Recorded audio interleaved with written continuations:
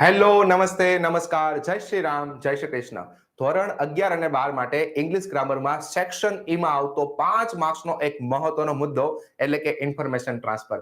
મિત્રો, તમે ઇન્ફોર્મેશન ટ્રાન્સફરમાં 5 માંથી 5 માર્ક્સ પૂરા મેળવવા માંગતા હોય તો તમારે મેક્સિમમ ઇન્ફોર્મેશન ટ્રાન્સફર સોલ્વ કરવા જોઈએ, જેથી તમને એક્ઝામમાં એક સારા લેવલનો કોન્ફિડન્સ આવે.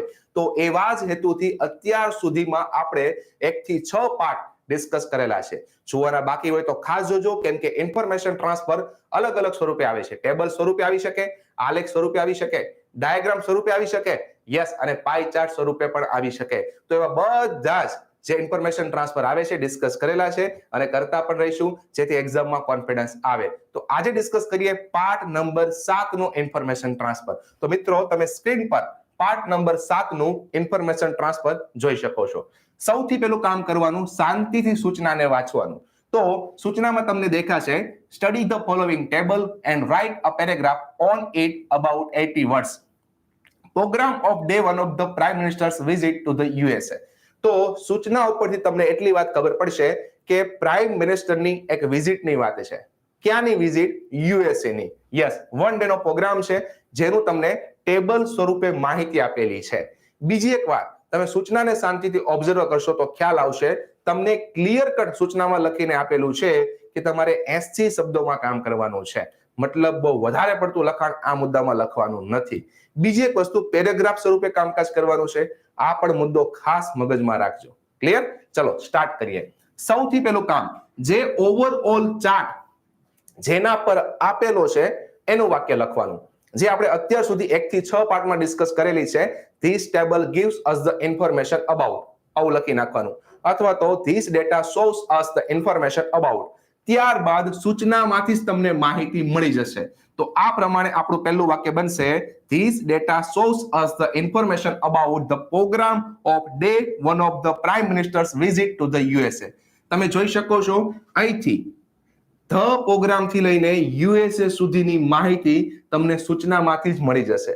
તો ખાસ રાખજો, પહેલો મુદ્દો લખવા માટે તમને સૂચના ખૂબ હેલ્પફુલ થશે.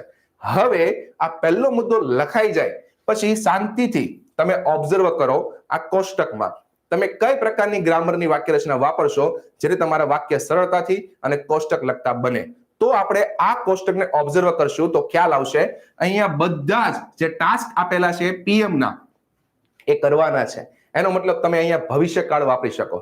યસ, હવે ભવિષ્યકાળ માટે પણ બે ઓપ્શન છે. Yes, active voice, passive voice. ક્યાં કઈ પ્રકારની વાક્ય રચના વાપરવી એ તમને કોષ્ટક પરથી અંદાજ આવવો જોઈએ. ચલો, તો તમને સમજાવતો જઈશ અને કામ કરતો જઈશ. તો મિત્રો, મેક્સિમમ આપણે આ કોષ્ટકના વાક્ય બનાવીશું સાદા ભવિષ્યકાળના. યસ, જેમાં એક્ટિવ વોઇસ, પેસિવ વોઇસની વાક્ય રચના વાપરીશું. તમને સાદા ભવિષ્યકાળનો કન્સેપ્ટ ક્લિયર હોય તો તમને સમજાઈ ગયો હશે. એક્ટિવ વોઇસમાં શેલ વિલ પ્લસ V1 આવે અને પેસિવ વોઇસમાં shall will plus B plus V3 આવે. બસ આ કન્સેપ્ટનો ઉપયોગ કરીને તમે બધા જ વાક્ય બનાવી શકો. ચાલો તો બનાવીએ. યસ, સૌથી પહેલું વાક્ય લેન્ડિંગ ને લગતું, એરપોર્ટ પર લેન્ડિંગ કરે છે, 11 AM પર લેન્ડિંગ થાય છે. તો આ માટે આપણે એક્ટિવ વોઇસની મદદથી સાદા ભવિષ્યકાળનું વાક્ય બનાવીએ. Our PM will land at airport at 11 AM. તમે અહીંયા જોઈ શકો છો will land, જે સાદો ભવિષ્યકાળ એક્ટિવ વોઇસની નિશાની છે. યસ, આ ભાગ ખાસ પેપર ચેકર જોતા હોય છે તો ખાસ ધ્યાન રાખવાનું. ત્યારબાદ તમે જોશો તો ખ્યાલ આવશે, અહીંયા એરપોર્ટની આગળ મેં એટ વાપરેલું છે અને સમયની આગળ એટ વાપરેલું છે. તો એટ નો મુદ્દો શું છે એ પણ તમને કહી દઉં. એટ ને કહેવાય પ્રીપોઝિશન. જ્યારે તમારી પાસે કોઈ વસ્તુનો સમય, સ્થળ ફિક્સ હોય એવા સમય તમે એટ પ્રીપોઝિશન વાપરી શકો. તો અહીંયા આપણી પાસે સમય ફિક્સ છે અને સ્થળ પણ ફિક્સ છે, એટલે આપણે નિશ્ચિતતા દર્શાવવા માટે એટ પ્રીપોઝિશન વાપરેલું છે. યસ, આ બધા જ ગ્રામરના મુદ્દા તમને મગજમાં ક્લિયર હોવા જોઈએ. બીજું વાક્યની વાત કરીએ તો બીજા વાક્યમાં વેલકમ થાય છે, એરપોર્ટ પર વેલકમ થાય છે, 11:10 AM પર વેલકમ થાય છે અને રિસેપ્શન પાર્ટી ઓફ યુએસ દ્વારા એનું વેલકમ થાય છે. તો વેલકમ કોઈના દ્વારા થાય છે, જાતે વેલકમ કરતા નથી. તો તરત મગજમાં ક્લિક થવી જોઈએ કે આ વાક્ય આપણે સાદા ભવિષ્યકાળ પેસિવ વોઇસમાં બનાવવું પડશે.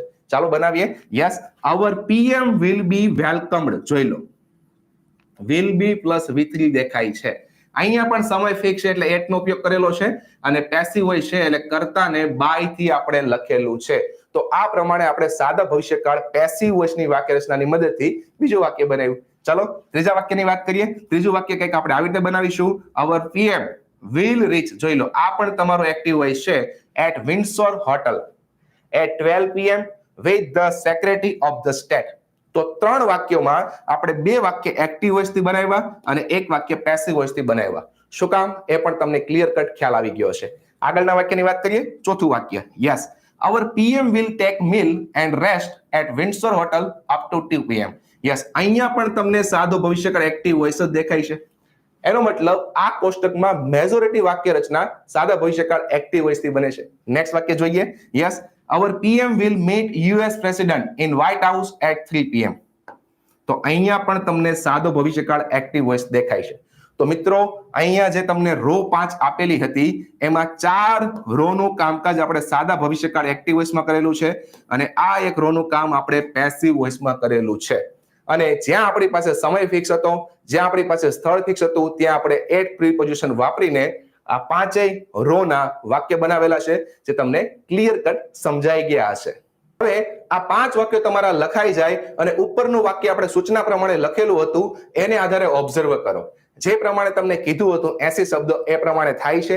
જો તમને થયા હોય એવું લાગે છે તો એક્સ્ટ્રા કામ કરવાની જરૂર નથી, કેમ કે તમે ઓવરઓલ આખા કોષ્ટકના ઉપયોગ કરીને બધી જ વાત કરી દીધી.